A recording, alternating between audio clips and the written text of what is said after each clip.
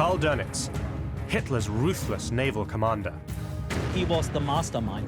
His U-boats claimed thousands of lives. There must have been few things more frightening than being hunted by one of these things. He was a fanatical Nazi who would do anything. What were conditions like for the slave laborers that were forced to build this bunker? To see Hitler's evil dream fulfilled. Why did Hitler choose Dönitz as his successor? Most people from my generation don't understand how over 70 years ago, a small group of Nazis could start a war that killed 60 million people. I want to find out, and to help me, I'm going to use playing cards. Today, they're used by both the military and law enforcement to help identify their targets. But nobody has ever put together a pack of cards for the most notorious group of killers in history. Working with experts, I want to know where each of these Nazis rank in the hierarchy of evil. My name is James Ellis. This is Hitler's Most Wanted. In many ways, I feel that Dönitz is the physical embodiment of the classic question, when and how someone who's in the armed forces becomes a war criminal. Guy, how do we decide when that line has actually been crossed? The answer is very straightforward. You break the rules of war. Of course, it often sounds silly that there should be, rules for warfare. But no, there are rules. The big question we have to ask about Dönitz is whether he actually broke these rules of war. Matt, I think this calls out for a question here, that if you're in the armed forces, killing is an integral part of your business. How does that affect your morality? To some extent, I think this is a larger question, beyond just the war criminals we're talking about. The question is, how does morality change in times of war? How does warfare alter one's morality? Anthony, why do so many people who are in the know about Dönitz's actions during the Second World War still try to present him as just a sailor following orders? The idea of the clean military has long been a powerful myth, and it's easy to understand why. People want to say that, sure, the regime was criminal, it launched wars of aggression, but the soldiers and the sailors who served were honorable. In the case of the German military in World War II, this is largely a myth, and it's a myth that Dönitz's reputation has benefited from. He also shaped his legacy and his reputation to benefit from that myth. Based on that, how do you value Dönitz's actions? I think you have to go to Germany and see the way his legacy is presented and contested.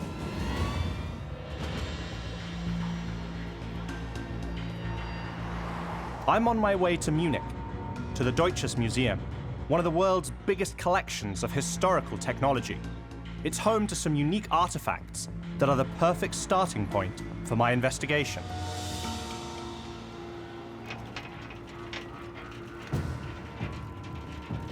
Carla, hi. Hi. So this is it? Yeah. Carola Dolka is the curator of computer sciences and cryptology here. There it is. Yeah, that's the Enigma. The naval Enigma. It's an Enigma machine, the infamous Nazi encoding device for sending top-secret messages. Wow. So I've never got this close to one of these things before. The Nazis used Enigmas like this one to radio coded orders to their U-boats in the Atlantic and coordinate their attacks on Allied ships. So how did the Navy and the U-boats use this machine to communicate with each other? The one who uses the Enigma always has to type the message to encrypt it or decrypt it. So when you type an X, maybe you get a T. But when you type the X again, it will not be a T again, but maybe an F or something else. During the Atlantic War, the German commander in charge of issuing those orders was Admiral Karl Dönitz.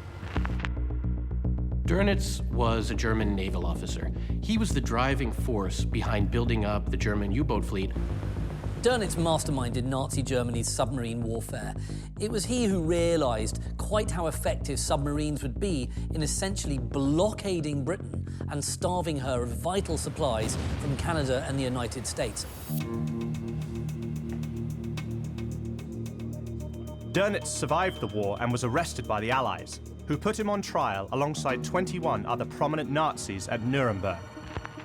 He was indicted on 3 counts, including multiple conspiracy charges, waging a war of aggression, and committing crimes against the internationally recognized laws of war.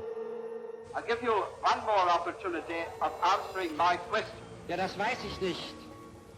Dönitz was absolutely defiant at Nuremberg. He thought that he was simply a senior armed forces officer who had just been doing his job. He was just a sailor. he's not very well known among the general public. When people have heard of Dönitz, there's a tendency to think of him as an apolitical career military man rather than somebody involved in war crimes. But if he really was just an officer following orders as he claimed, then why was he tried as a war criminal alongside top Nazis like Hermann Goering? Who exactly was Hitler's Star Admiral? My search for an answer begins with this. It's a U-1 submarine, the German Navy's very first model, and the standard training vessel when a young Karl Dönitz joined the U-boat corps during the First World War. So this is obviously the engine room. These things are definitely not built for people my height. Just imagine how hot it would have been. So claustrophobic and loud too. You have to remember that U-boats and submarines were a relatively new form of warfare. You were hiding under the waves, popping up, destroying things, and then slipping away into the deeps and the darkness. This is the torpedo room, the business end of the U-boat. During World War I, Dönitz became convinced that the submarine was essential to future naval battles. He wasn't as interested in surface ships as he was in submarines, and he began thinking about how to build up Germany's submarine fleet. Dönitz's U-boat was sunk by the Allies in the Mediterranean in 1918. He survived and saw the end of the war in a British POW camp. Dönitz spent a year there, fuming over Germany's defeat and drawing up new submarine tactics to beat the Allies if the chance ever came again. He's preparing for wars and battles that he wants to fight. He wants to get in amongst the thick of it again, and he wants to give the Allies a real hammering. Dönitz was dreaming of the day Germany's U-boat corps would return and redeem itself in battle. This is the Laber Naval Memorial, just outside the city of Kiel on Germany's north coast. Wow, amazed at the size of this thing. It's impressive, isn't it? Yeah, it's absolutely huge. Yeah, it rises up to 85 meters above sea level. Dr. Jan Witt is a historian and a leading authority on Dönitz and German naval history. Now, my understanding is Dönitz's experience as a U-boat commander during the First World War made him a committed submariner. He saw the submarines as the future of naval warfare. He was a true believer in this, yes, of course. The problem was that, according to the Versailles Treaty, Germany was forbidden to have any U-boats. But in early 1933, Hitler became Chancellor. Like Dönitz, he too was a veteran of the First World War, bitter about the terms of Germany's surrender. He immediately set out to rebuild Germany's military, and in 1935, U-boats were reintroduced to the Navy. Yes. So Dönitz now finds himself in the German Navy as part of Nazi Germany. Yes. Now, obviously he's in the armed forces. Yes. But to what extent is he actually a committed Nazi? Well, you have to understand the mindset of the German naval officers at that point of time. By far, most of them welcomed the Nazi regime, especially because this opened new hopes for re-strengthening the German armed forces. And right. Of course, also new career opportunities. So they hoped that the Nazi regime would make the German armed forces great again. Yes. Dönitz became a committed Nazi and a rabid admirer of Adolf Hitler. He also embraced Hitler's trademark anti-Semitism. He periodically made anti-Semitic speeches and made comments along the lines of, can you imagine what Germany would look like today without Hitler? There'd be Jews here, everything would be horrible. He said he'd rather die than live in a country that still had a Jewish presence. And he was one of the most loyal follower of Hitler until the very end. Dönitz was a rising star in the U-boat corps. He began training a new generation of submariners, demanding not only total devotion to duty, but to Hitler and Nazism as well. And so he could build up again the German U-boat force and train his U-boatmen according to his new tactical ideas. And this is how he led or he led his U-boat warfare. In September 1939, Hitler once again plunged the world into war. Karl Dönitz's shot at revenge had finally arrived, and his U-boats were about to wreak havoc on the Allies.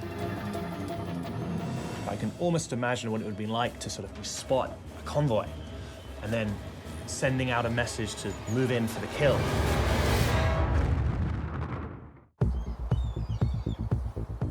I'm on a mission to determine where Nazi submarine commander Karl Dönitz ranks in Hitler's hierarchy of evil.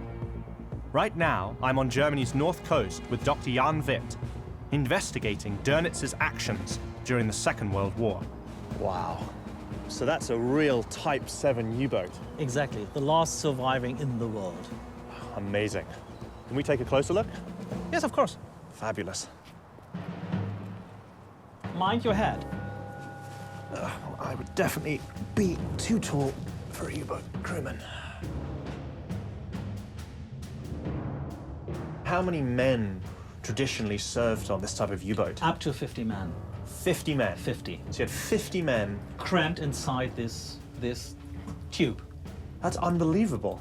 Oh my God, I can't imagine 50 men fitting in here. 2 toilets for 50 men. 2 toilets? 2 toilets, no showers, and the aft toilet was usually used as a provision store. So it was basically 1 toilet for 50 men. So, I mean, it must have smelled disgusting in here. Yes.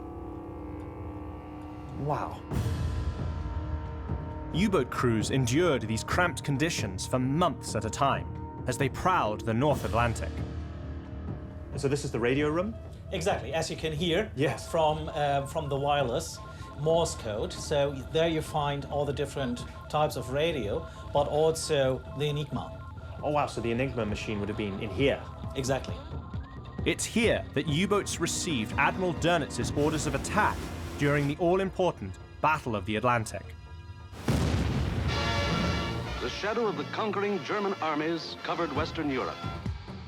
In June 1940, Hitler drove the Allies across the English Channel. Britain was now isolated, and Dönitz saw his chance to knock the nation out of the war. The Atlantic is absolutely essential for getting vital supplies from Canada and the United States across to Great Britain. These are absolutely essential lifelines for Britain to stay in the war. And one of the things that made U-boats so effective in the Second World War was the Wolfpack tactic. Now, that was something that Karl Dönitz came up with. Can you explain that to me? It stems from the experience of the First World War. Dönitz started to think about different means of attack, new tactics, and so he came up with the idea not to have the U-boats attacking convoys individually, but in groups. August 8, 1940, the German war machine opened the Battle of Britain with an all-out assault on coastal shipping, on the convoys that were keeping beleaguered England alive. So part of the U-boats simply keep the escorts busy, while the other U-boats attack the actual convoy ships, the merchant vessels, and sink them. This was very, very effective, especially in the first stages of war, when the British had not enough escorts available. By firing on unarmed merchant ships, Dönitz was engaging in a taboo tactic known as unrestricted submarine warfare. Dutch tanker, British tanker. Again and again the torpedoes struck. Unrestricted submarine warfare is essentially a tactic by which you are going to torpedo any ship that basically comes within your periscope. It doesn't matter whether you target a neutral merchant ship. If that's sailing across the Atlantic to give some supplies to the United Kingdom, then that's a valid target. That's a crime. Winston Churchill famously observed that actually, if the Allies had lost the Battle of the Atlantic, they probably would have lost the Second World War. Dönitz seemed willing to do anything to achieve victory, even if it meant killing unarmed civilians by the thousands. Many believe that the perfect soldier may be somebody who has, say, loose moral codes. Certainly that type of individual might be very good at doing the dirty work, at being able to undertake the types of actions that would cause moral and ethical repercussions for other individuals. There must have been few things more frightening in the Second World War than being hunted by one of these things. I think so, yes. And imagine yourself standing on a merchant vessel in a dark night, in a stormy night, and your vessel gets torpedoed. You go down and you have to go to a raft or into a lifeboat. And, well, I think the first thing is you're done for. That's it, the end of your life. Dönitz's U-boats continued to wreak havoc on Allied supply convoys into early 1941. But their dominance was about to end. There are essentially three ways in which the tide turns against Dönitz and his U-boat campaign. First of all, the Allies managed to crack the Enigma code. So we're starting to have a good idea of where these U-boat packs are because we're intercepting their signals. Secondly, there's another massive technological advance called ASDIC, in which you can start actually pinpointing the U-boats under the water with a form of radar and then just drop depth charges on them and just blow them up. And the third thing, of course, is the US then enters the war, and with it, greater naval power. That's another big threat to Dönitz. The longer the war went, the better the defenses became, and the more refined that the anti-U-boat tactics became, and new weapons were introduced. The role of these U-boats more and more changed from being the hunters to being the hunted. Right. The results were devastating for Dönitz's U-boat corps. The casualty rate amongst U-boat crews is enormous. It's 75%. I mean, that is bigger than any other type of unit in the Second World War. But that didn't stop Dönitz demanding construction of more U-boats and sending crew after crew into what was becoming a slaughter. I can't think of a much more unpleasant death than being on the receiving end of an Allied depth charge attack when I'm in a U-boat. You must have felt entombed and helpless, knowing at any time that hull could crack and the North Atlantic could just pour into your U-boat and you're going to be drowned with all your mates. It must have been horrific. Karl Dönitz's ruthlessness on the high seas is well documented. But he committed a host of other atrocities that are far less known. Passiert. Und selbst nach der Kapitulation hat es noch solche Hinrichtungen gegeben. I'm on a mission to find out where Nazi submarine commander Karl Dönitz ranks in Hitler's hierarchy of evil. So far, I've seen how he embraced Nazism and unleashed his U-boat Wolfpacks in an attempt to starve Britain. Now I've come to Hamburg to investigate another side of Dönitz's cruelty. Where are you taking me? James, ich führe... René Sinenko is a historian and an expert in Nazi recruiting during the Second World War. Das ist das sogenannte Deserteursdenkmal. Also der Gedenkort für die Deserteure der Wehrmacht und andere Opfer der NS-Militärjustiz. Das ist der offizielle Titel, James, yes? You must read from the opposite side. So we have to go inside to read the text here? Yes. Okay, let's go inside then. As long as there's been war, there have been deserters. There have been people who literally desert their post, flee, and refuse to continue to fight in the war that they're supposed to fight in. What makes desertion stand out in the case of Nazi Germany is the fact that desertion takes on a much clearer moral character when it's a matter of refusing to participate in a war of aggression, in a war of genocide. What would have happened if you were caught deserting from the German armed forces in the Second World War? Deserteure im Zweiten Weltkrieg wurden bei der Fahnenflucht, wenn sie verhaftet worden sind, vor ein Kriegsgericht gestellt und verurteilt. Wenn sie Glück hatten, sind sie mit einigen Monaten Haft, Militärhaft davongekommen, aber viele, viele Tausend von ihnen sind zum Tode verurteilt worden. Auch hier in Hamburg. Wir haben insgesamt 226 Namen von Soldaten, die hier in Hamburg am Höldigbaum, Schießplatz Höldigbaum, hingerichtet worden sind. Aber wahrscheinlich waren es wesentlich mehr. How did Karl Dönitz view and treat deserters? Ja, du weißt ja, dass Dönitz war der Nachfolger von Hitler, nachdem Hitler Selbstmord, Suizid begangen hat. Er war oberster Befehlshaber der Wehrmacht nicht nur der Marine, sondern auch der Wehrmacht und hat noch in den letzten Kriegstagen viele Deserteure oder viele Fahnenflüchtige, die zum Tode verurteilt worden sind, musste er als oberster Kriegsherr das Todesurteil bestätigen. Das heißt, es sind noch eine Anzahl von Deserteuren wegen Dönitz seiner Bestätigung hingerichtet worden. Hitler had issued guidelines for the punishment of desertion, and these guidelines saw some mitigating circumstances. If you deserted out of youthful foolishness, there were ways that you could escape the death penalty. But for Dönitz, this wasn't true at all, and he issued a competing ordinance that called for the death penalty in every case of desertion. Obwohl der Krieg schon fast zu Ende war und in einigen Fällen war die Kapitulation schon passiert, und selbst nach der Kapitulation hat es noch solche Hinrichtungen gegeben. Dönitz war also ein Scharfmacher, ein Durchhaltegeneral, der unbedingt wollte, dass der Krieg in den Gleisen, so wie Adolf Hitler das befohlen hat, zu Ende geführt wird. Das heißt, auch Dönitz selbst hat aus dem Krieg nichts gelernt. Und deshalb sehe ich Dönitz natürlich als Kriegsverbrecher, der er war, sehr, sehr kritisch. But back in 1946, the question of whether Dönitz was a criminal in the eyes of the law had yet to be resolved. That was the job of the International Military Tribunal at the Nuremberg Trials. During the proceedings, the prosecution confronted Dönitz with a damning piece of evidence about Nazi treatment of Allied commandos caught behind German lines. It's Dönitz who's enforcing Hitler's Commando Order, which stipulates that any commandos caught should be summarily shot, executed right there and then. This is a flagrant breach of the rules of war. I asked you yesterday about the secrecy standard of the original Führer order that the shooting of uniformed prisoners acting on military orders must be carried out even after they have surrendered voluntarily and asked for pardon.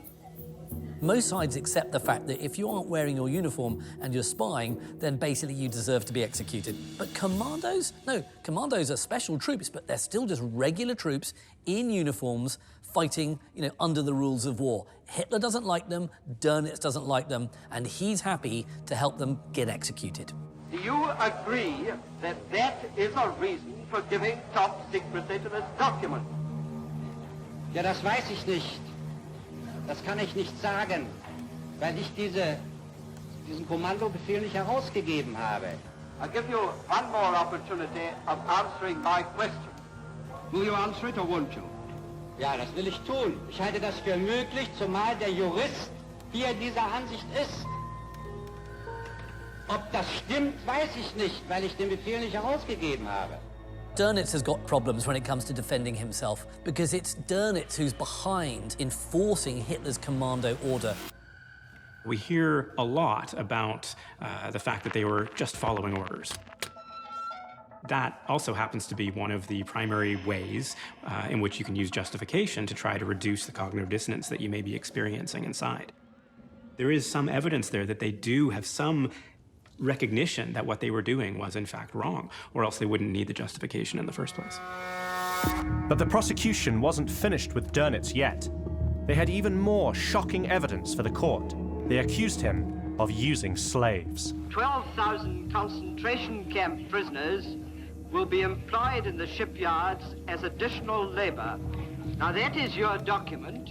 May we take it that you were familiar with the fact of the existence of concentration camps? Das habe ich auch nie geleugnet. I have never denied it. And do we have any idea how many forced laborers lost their lives building this thing? I think about 1,600 victims. My mission to determine where Nazi naval commander Karl Dönitz ranks in Hitler's hierarchy of evil has brought me to the German town of Rechem, near the North Sea coast, home to this massive concrete bunker called the Valentin submarine pens. What part of the bunker are we in here? We are now at the end of the whole production line. This place was meant to produce submarines on a kind of assembly line. And the last Dr. Marcus Meyer is a historian and an expert in Nazi naval history. This place is absolutely ginormous. I'm still trying to get my head around how big it is. Why did they build this? They wanted to build submarines, and they needed a kind of place that was protected from Allied airstrikes. And so they decided to build this huge construction, which should have been bomb-proof, against the biggest bombs they had at that time. By early 1943, the tide of war had turned against the Nazis. Allied bombers were attacking German industrial centers day and night, threatening to shut down arms production. Hitler was looking for anything that could help him strike back. Karl Dönitz was convinced he had the answer, in the form of the powerful new Type 21 submarine. The Type 21 was an attempt to try and take out as many Allied vessels as possible. Exactly. Dönitz was responsible for this project. This was the most important project of the German Navy at that time. And Dönitz was convinced that the Type 21 would win the war, basically, and to sink more ship space than the Allies could rebuild. But to build the Type 21s, he needed a factory safe from the relentless Allied air raids. Dönitz needed a place like this. How big actually is this structure? About 419 meters long. It covers a ground about 5 soccer grounds. We have walls at the moment at about 4.60 meters, and the roof would have been brought to 7 meters. So the walls are 4.5 meters thick? Exactly, and that should have been thick enough to protect the whole production process against airstrikes. Building a structure on this scale called for a massive labor force. But the vast majority of German men were needed for the war effort. So the Nazis found another way. The key thing about the Valentin bunker is that it was constructed using massive numbers of slave laborers. They were concentration camp prisoners, mainly Soviets and Poles, along with Italian POWs and French conscripts, all shipped to Wrexham and forced at gunpoint to build the Valentin submarine pen. 12,000 concentration camp prisoners will be employed in the shipyards as additional labor. Now that is your document. Dönitz used slaves. I think it's a real measure of Dönitz's brutality and, frankly, evil that he's requesting 12,000 slaves. What were conditions like for the slave laborers that were forced to build this bunker? Very bad. They had nearly nothing to eat. The average weight of a prisoner at that time was about 45 kilograms. So say they suffered from having nothing to eat and nothing to drink. They had to do very hard work, carrying sacks of cement about 50 kilograms, so more than their own weight. They were forced to work very quickly. They were heavily guarded. There was nearly no possibility to take a break, just a short break. So it was working nearly 12 hours a day. And after that, you had the life in the camps, also guarded, also bad conditions when it comes to what beds you get and what kind of hygiene standards you have. There were nearly no standards for hygiene. And do we have any idea how many forced laborers lost their lives building this thing? We are talking about 1,600 victims during the 2 years. If they had managed to finish this bunker and the facilities inside it, would that have changed anything? From, I think, autumn 42 on, that was impossible. The Germans could have built boat after boat after boat, but the Americans and the Canadians were faster. So the idea to sink more ship space than the Allies could rebuild was a fantasy. Everything about Dönitz's actions towards the end of the war shows that he was a much more fanatical Nazi than was previously suspected. He was fighting to the bitter end. But before that end, Karl Dönitz would receive a shocking and totally unexpected promotion. Why did Hitler choose Dönitz as his successor? I'm on a journey to find out where Nazi naval commander Karl Dönitz ranks in Hitler's hierarchy of evil. On May 1st, 1945, millions of war-weary Germans tuned in to hear an unfamiliar voice deliver some momentous news. Unser Führer Adolf Hitler ist gefallen. Der Führer hat mich zu seinem Nachfolger bestimmt. He was Hitler's hand-picked successor as head of state, not as Führer, but as Reichspräsident, or President of the Reich. It's quite a surprising choice. You would have thought that someone like Himmler or Goering or some of these other far more sort of kind of big Nazi political names would have taken that job. I've come to the northern port city of Flensburg to find out more about Dönitz's brief tenure as president in the final days of Nazi Germany. Dr. Pust? Yeah. James, very nice to meet you. Dieter Pust. Dr. Dieter Pust is a historian, author, and a leading authority on the city's history. Nice to see you in Flensburg. The city is the longtime home of the German Naval Academy, and it's where Dönitz chose to make his final stand as the only man apart from Hitler to lead the Third Reich. Why did Hitler choose Dönitz as his successor rather than Himmler, Goering, or a number of other prominent Nazi leaders?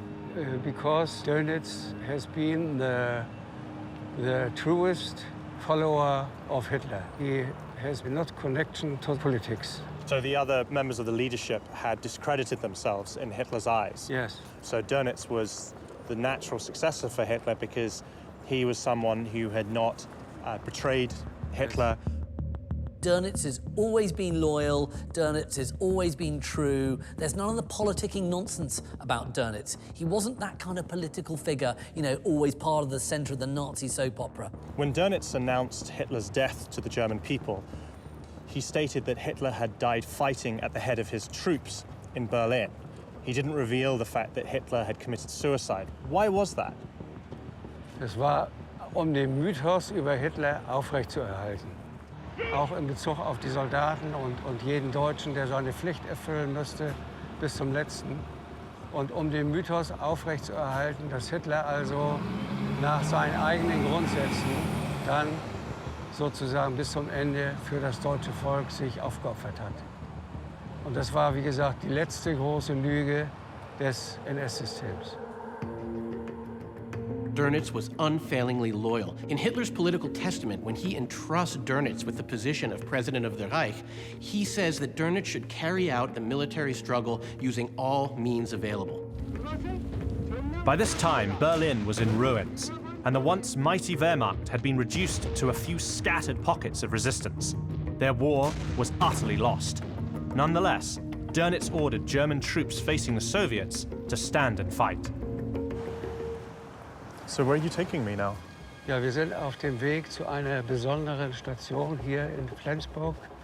Und zwar dem Ort, an dem Dönitz zuletzt hier in der Stadt gewesen ist.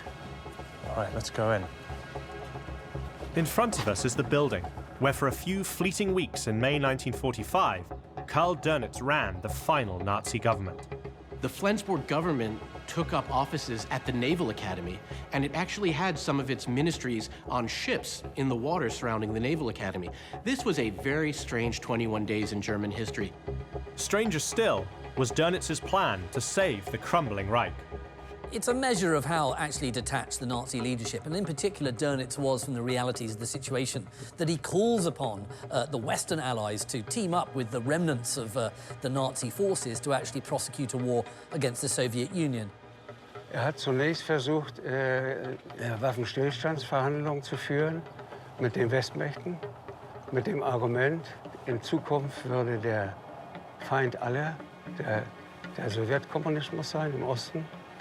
Und darauf sind aber die Alliierten nicht eingegangen. So the Allies were going to keep fighting Germany until they committed to an agreement of unconditional surrender. Yes. From Allied headquarters aboard the Patria at Flensburg, North Germany, orders go out for the arrest of the last top Nazi. Having run out of options, Dönitz announced Germany's unconditional surrender on May 7th, 1945. The war in Europe was over. Now the Führer of the beaten Third Reich, Grand Admiral Dönitz himself, comes out under Allied arrest. He walks through a tunnel in the Flensburg compound to imprisonment. Und von hier aus erfolgte dann die Überführung der prominenten Gefangenen zum Flugplatz Schäferhaus. Und von dort erfolgte dann die Überführung zunächst nach Niedersachsen und dann schließlich nach Nürnberg zum Nürnberger Prozess. So you're telling me that after Dönitz was arrested, he would have stood right where I'm standing here? Ja.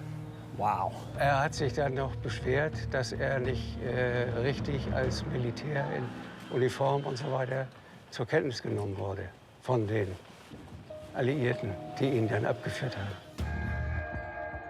And he stood here when it had all ended for him, that he had been arrested, his time as the leader of Germany was over, and after this moment it was really just a short while before he was going to stand trial at Nuremberg.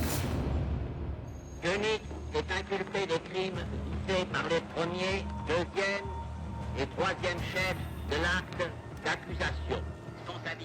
On October 15th, 1946, after nearly a year of testimony, the Nuremberg verdicts were read and Karl Dönitz learned his fate. Dönitz was indicted on 3 counts: conspiracy to commit crimes against peace, waging a war of aggression, and crimes against the laws of war. He was found not guilty on the first count, but convicted on the second 2.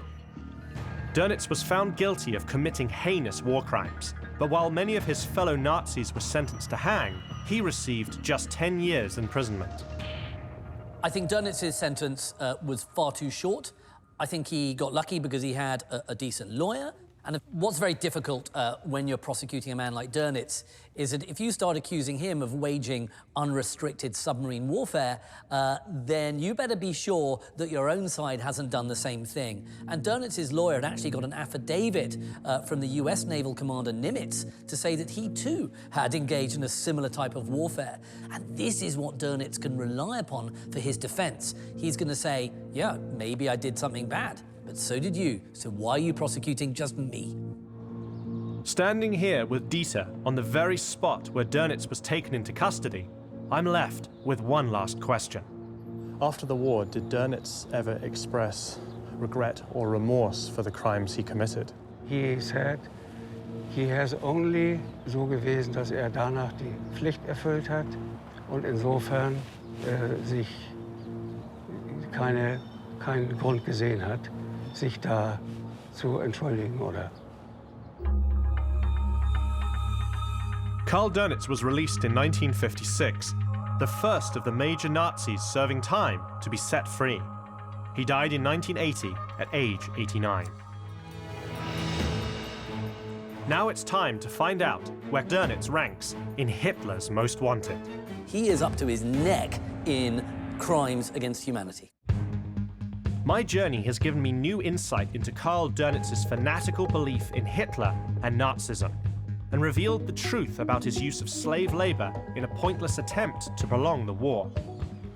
It's also demonstrated his complete lack of any remorse. Now it's time for us to decide where he should sit in the hierarchy of evil. Using our unique system of playing cards, I want to determine where Karl Dönitz ranks in Hitler's Most Wanted. At Nuremberg, Dönitz is sentenced to 10 years in prison. Do you think that's fair for his actions during the Second World War? No, I think it's pitiful. There were submarines operating with utmost ruthlessness against merchant shipping. Many innocent men, women and children were sent to their deaths by Dönitz's men on his orders. So, as far as I'm concerned, he is up to his neck in crimes against humanity. The place that I went to that had the biggest impact on me was the Valentin U-boat bunker. This was a structure that was built under Dönitz's orders by slave labor, and construction started at a time when the war was already unwinnable for Nazi Germany. What the building of that bunker shows is that you really can't separate the military and what it did from the human rights violations and other atrocities of the Nazi state. It's a U-boat bunker. It's built with slave labor. Dönitz has unclean hands in the crimes of the Third Reich, and you see it in the building of that bunker. One of the advantages Dönitz has as a sailor is that the Third Reich's Navy, of course, is not directly involved in the Holocaust in the same way as the Army and the SS and all these other apparatuses of the Nazi state. And it's that distance, or perceived distance, that makes Dönitz look a little bit cleaner than other Nazis. Matt, given Dönitz's actions during the Battle of the Atlantic and his willing use of slave labor, what does that say about his morality? Well, the average soldier's sense of morality is going to shift to some extent in times of war. There's no question about that. And yet, Dönitz's actions do seem to go far beyond what would be considered to be a normal shift in morality. His behaviors are certainly immoral. And that relatively light sentence had a detrimental effect on the process of reckoning in post-war Germany, because it allowed Dönitz to retire and to write his memoirs and to peddle his narrative of who he was and what he did. Well, that seems to be evidence of a denial of responsibility. And that is a feature of some individuals who have committed atrocious crimes. In fact, they'll often see themselves as the victim for having been locked up. Absolutely, and I think that one of the problems that Nuremberg had is that there were some Allied commanders who had committed probably very similar crimes to those committed by Dönitz, and that's why the tribunal went a little bit more easily on him than it actually should have done. So what I'd like to do now is come to a conclusion as to where you think Dönitz ranks in the hierarchy of evil. Anthony, what are your thoughts? Being an admiral and being Hitler's successor as head of state aren't things to dismiss. At the same time, I don't think Dönitz was anywhere near as central to the atrocities committed by the Nazi state as some of the other people we've discussed here. So I rank him number 26. Guy, what are your thoughts? Well, I think that Dönitz, in a normal war, quote-unquote, and if he had worked for a normal regime, quote-unquote, and done the actions he had done, would be a major war criminal. I'll put him straight into the top 10. But there are so many other players in the Nazi pantheon who are a lot worse than him. So I'm going to go about 24. Okay. And Matt? I'm going to largely agree with my historian colleagues here. I would rank him at 25. So it's interesting, the three of you basically have come to an almost unanimous conclusion about where he should rank in the mid-20s. Matt, I have to agree with you. I think 25 is where he should be ranked. He's therefore the 8 of spades. Karl Dönitz was a fanatical Nazi whose tactics and orders claimed thousands of innocent lives. As Hitler's successor, he tried to prolong the war. For that, he ranks 25th among Hitler's most wanted.